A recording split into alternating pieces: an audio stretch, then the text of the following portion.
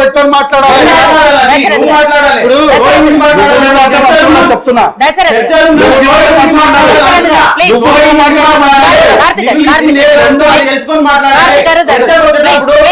Input రావాలి, సమాధానం తీసుకొని రావాలి.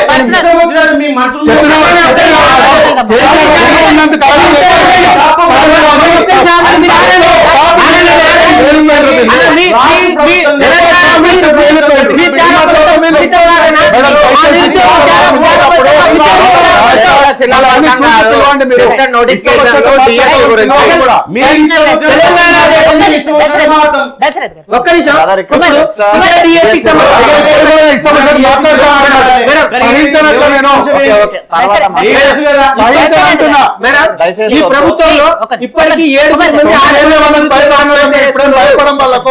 కుమార్ గారు ప్లీజ్ ఫైనల్ గా మీ ఈ విషయానికి వద్దాం. డిఎస్సికి సంబంధించి మీరు ఏం కోరుకుంటున్నారు, ఎప్పటిలోగా మీకు నోటిఫికేషన్ రావాలనుకుంటున్నారు, ఏమనుకుంటున్నారు? తక్షణమే మేడం, తక్షణమే 25 నోటిఫికేషన్ ఇప్పుడు ఇవ్వాలి. ఎందుకంటే రేపు ఎన్నికలు వస్తే మాత్రం మాకు అన్యాయం జరుగుతుంది. మళ్ళీ నవంబర్ లో టెట్ వస్తుందన్న, టెట్ పెట్టి దాని ప్రాసెస్ పెట్టి దానికి ఎగ్జామ్ పెట్టి రిజల్ట్ ఇచ్చి మళ్ళీ మార్చి ఏప్రిల్ అవుతుంది. అది కాదు మాకు కావాలి. మీ డిసెంబర్ అన్నారు కరెక్టే, కానీ దాని ముంగట మొత్తం ఎప్పుడు పెడతారు చెప్పండి? చెప్పింది కరెక్టే సీఎం గారు. దాని ముందు ప్రాసెస్ ఉంది కదా. టెట్ అనేది ప్రతి 6 నెలలకు పెట్టాలి కదా. నవంబర్ లో బరాబర్ టెట్ పెట్టాలి కదా. మరి ఆ టెట్ పెట్టిన తర్వాత టెట్ మధ్యలో డిఎస్సీ నోటిఫికేషన్ చేయలేరుగా అన్న. ఒక్క నిమిషం చెప్పని రాత్రి ముందు నుంచి మేము నోటిఫికేషన్ ఇస్తామని చెప్తానే ఉన్నారు కదా. ఒక విషయం చెప్తా, ఏదైనా సరే ఇప్పుడు చేసింది ఎప్పుడు లేదు కదా. ఇప్పుడు టెట్ అన్నారు కదా, ప్రతి 6 నెలలకు ఒకసారి పెట్టాలి కదా. అట్లా పెట్టాల్సినప్పుడు ఎలక్షన్ కోడ్ లో మనం ఏదైనా కొత్తది చేయకూడదు. రెగ్యులర్ గా జరిగే దానిలను ఎవరు ఆపరు. రెగ్యులర్ ప్రాసెస్ ఉన్నది అన్ని ఆపరు ఎవరు. ఏమంటున్నా, ఏదైనా సరే కొత్తగా మనం చేయకూడదు. ఎగ్జామినేషన్ ఇప్పుడు జూబ్లీ హిల్స్ ఉంది అనుకున్నాం. జూబ్లీ హిల్స్ చూడండి, మై క్వశ్చన్ ఏంటంటే మీరు తప్పుగా చెప్తారు, కరెక్షన్ చేస్తే డైవర్షన్ అంటారు. ఒక్క నిమిషం చెప్పండి, ఒక్క సెకండ్ అన్న, ఒక్క నిమిషం. ఇప్పుడు జూబ్లీ హిల్స్ కాన్స్టిట్యున్సీ ఉంది, ఇందులో ఎలక్షన్ వచ్చింది అనుకోండి. ఈ జూబ్లీ హిల్స్ కి వచ్చి మేము కొత్తగా ఈ జూబ్లీ హిల్స్ లో ఇగో ఇది చేస్తున్నామని కొత్త ప్రకటన, కొత్త పథకం జూబ్లీ హిల్స్ కి ఇవ్వకూడదు. అట్లా కొత్తగా పథకాలు మాత్రం ఇవ్వకూడదులే కానీ మిగతా రాష్ట్రం మొత్తం ఇచ్చు.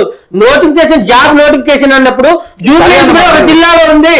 అక్కడ ఆ జిల్లాకు సంబంధించి మీరు నోటిఫికేషన్ ఇవ్వకుండా ఉండలేదు కదా. 33 జిల్లాల్లో హైదరాబాద్ వేరే పథకాలు ఏమైనా ఉంటే వేరే ఉంటే అది ఇవ్వకుండా ఆపొచ్చు, వేరే చోట ఇచ్చుకోవచ్చు.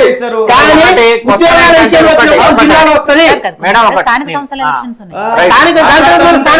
ఎన్నికలు ఉన్నాయి, రాష్ట్ర వ్యాప్తంగా ఉన్నాయి. సెప్టెంబర్ నెలలో ఒక్క నిమిషం మనం మాట్లాడమని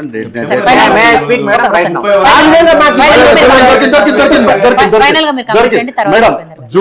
జూన్ జూలై చర్చల్లో మీరు మాట్లాడితే ఏమన్నారు, మీ 42% రిజర్వేషన్ ఎందుకు ముందుకు తెచ్చిందంటే కోర్టు ఆర్డర్ ఇచ్చింది కాబట్టి దీన్ని తెచ్చింది అన్నారు. ఆ రోజు నేను చెప్పిన మార్చి 18 నాడే మేము దీనిపైన ప్రక్రియ మొదలు పెట్టినామండి అంటే లేదు కాదు అన్నారు. మళ్ళీ ఇప్పుడు కూడా గదే అంటున్నారు. వాళ్ళు కేవలం రాజకీయ ఆరోపణ మీద. ఇప్పుడు బీఆర్ఎస్ పార్టీకి అత్యంతమైనటువంటి తెలివితేటలు ఉన్నాయి, ఒప్పుకుంటారేమో.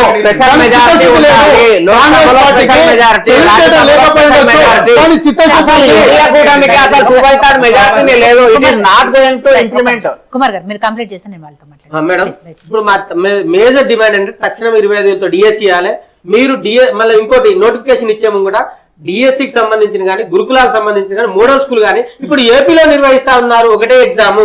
మన రాష్ట్రంలో ఏమైంది? 2018 నుంచి ఏపీలో ఇదే విధంగా నడిపిస్తా ఉన్నారు కదా. అదే విధంగా వచ్చిన వెంటనే ఏం చెప్పినంటే గత ప్రభుత్వం, మన కాంగ్రెస్ ప్రభుత్వం, మేము వచ్చినప్పుడు టెట్ కి సంబంధించిన ఫీజే తీసుకోమని చెప్పిర్రు. కానీ వచ్చిన తర్వాత ఆ టెట్ ఫీజు తీసుకోలేదు. ఎవరికి? గతంలో ప్రభుత్వం రిలీజ్ చేసిన టెట్ కు అప్లై చేసిన ఉన్న వాళ్ళకి మాత్రమే ఫీజులు తీసుకోలేదు. కానీ అంతకుముందు వాళ్ళు ఏం చెప్పారంటే మేము అసలు టెట్ ఫీజే తీసుకోలేము అప్లై చేయడానికి అని చెప్పారు. కానీ 1000 రూపాయలు తీసుకుంటూనే ఉన్నారు. ఇప్పటికి 2 టెట్లు అయింది కాబట్టి ఇప్పుడు 200 నుంచి 1000 రూపాయలు. మేమేమంటున్నాం అంటే పాత ఫీజునే ఇవ్వండి అంటే కమిషన్ మీకు తెలవాలి. అప్లై చేసుకుంటే గవర్నమెంట్ వెబ్సైట్ లో కడతారు ఫీజును. అదే అన్న 200 ఉన్నదాన్ని 1000 రూపాయలు చేశారు. ఇప్పుడు వారు అట్లా లేదు, 200 నుంచి 1000 రూపాయలు అన్నారు. ఆ, ఆ నుంచి అనే పదం అర్థాన్ని మార్చేస్తుంది. 200 మీరు ఆవేశపడకండి. 200